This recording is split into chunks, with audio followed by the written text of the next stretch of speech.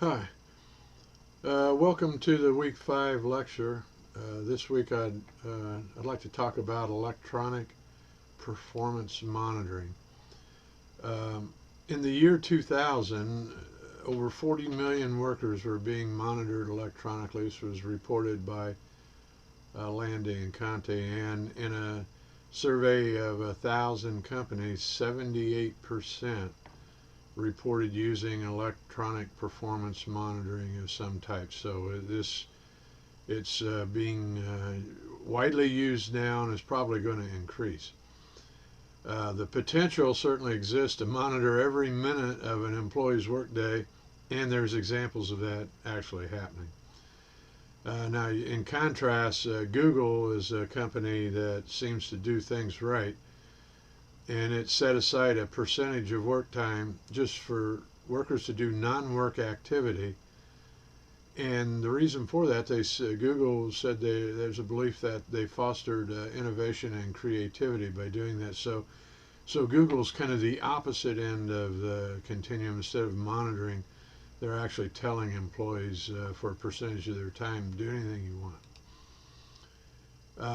On the downside of electronic performance monitoring, authoritarian managers have the ability to set up sweatshops with employees under the constant threat of being fired, and it's really a stressful environment. There was a 1993 case study of an airline monitoring its reservation agents, and in this case study, the agents had 11 seconds between calls, and this is all being documented, and they had 12 minutes total time off of the job throughout the workday. So clearly it was sweatshop conditions. In unionized organizations, the negotiations around electronic performance monitoring have always been a challenge. Effective uses of electronic performance monitoring have evaluated feedback procedures of managers used in call centers.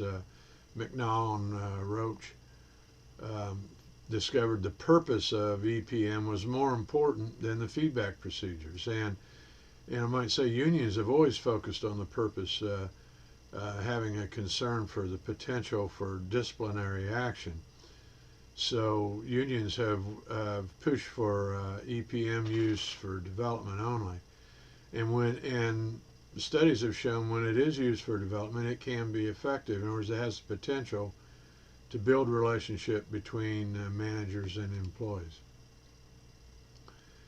EPM has the potential to be threatening to employees, and certainly is a primary source of stress. Where the purpose of EPM was development, the organization implies trust, and that resulted in positive attitude and acceptance by employees. This is in a study by Wells, Mormon, and Werner. When the purpose of EPM was deterrence, the organization implied mistrust and ended up in negative attitudes and resistance of electronic monitoring. In their study, they used job descriptive index, which is a standardized test on job satisfaction, and they found positive ratings with fairness, satisfaction, commitment, and felt obligation with the purpose when the purpose was development. Negative, the contrast that they had negative ratings when the purpose was deterrence. So they concluded that how you frame electronic performance monitoring really makes the difference. Most of the studies on EPM have focused on productivity because the organization was more interested in productivity than in how it affected employees.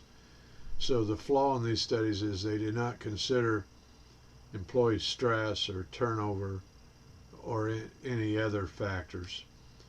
In one study of fork truck drivers where the purpose was deterrence, there was mixed results. And certainly productivity increased, at least from the employee point of view. One One good part of this was that their autonomy increased. They had a little more freedom from supervision, but other factors like stress and retention, turnover, none of that was studied. Company history is clearly a factor. I know there was one manufacturing plant I was in. At the time I was there, I was implementing teams, and just so happened they had a project implementing employee performance monitoring with fork truck drivers, where they had computer monitors on the truck, and they were actually dispatched and monitored through these monitors. The union's goal was to negotiate the purpose of development and to ensure that there would be no disciplinary action based on monitoring, but the whole concept was still an issue with the drivers, and I think this was because there had been a history of low trust with management. And Alder, Schminke, Knoll, and Kunze reported a study of EPM on employee use of the internet, and in their study, the company's history was the primary factor as to whether employees would accept or reject employee performance monitoring. In companies where they had a history of low trust, employees perceived EPM as Big Brother, and so it was a Big Brother image existed with the workers, and they saw it as an invasion of privacy. In a survey conducted by the Center for Democracy and Technology, 83% of Americans reported being concerned about their privacy with EPM in the organization. So it illustrates the importance of the relationship between supervisors and employees. And I don't know, the Center for Democracy and Technology, that survey may be an indicator of how many work environments are characterized by low trust as well.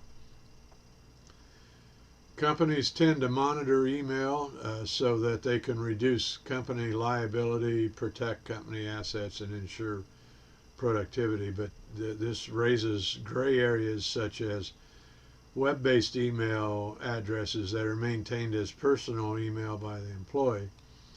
And when does a personal account become subject to company monitoring? Because the employee access account using a work computer. There's examples of that having taken place. Some monitoring questions that are raised by Smith and Tabak. Number one, they identified there's cultural differences regarding the use of EPM. There's also times where the company is clearly legal and other times where it's questionable. And in their opinion, it brings up the need for an ethics officer to oversee some of this. Today, there's still a lot of autocratic managers, more than transformational leaders. I know in classes, employees still report more autocratic managers than any other style, which makes me think EPM would have a tendency to be abused. And it certainly presents a field of opportunity for industrial organizational psychologists as this is bound to increase. There's some of the references that I use putting this together, and all of these references will be listed on the transcript that I posted along with this. Thank you.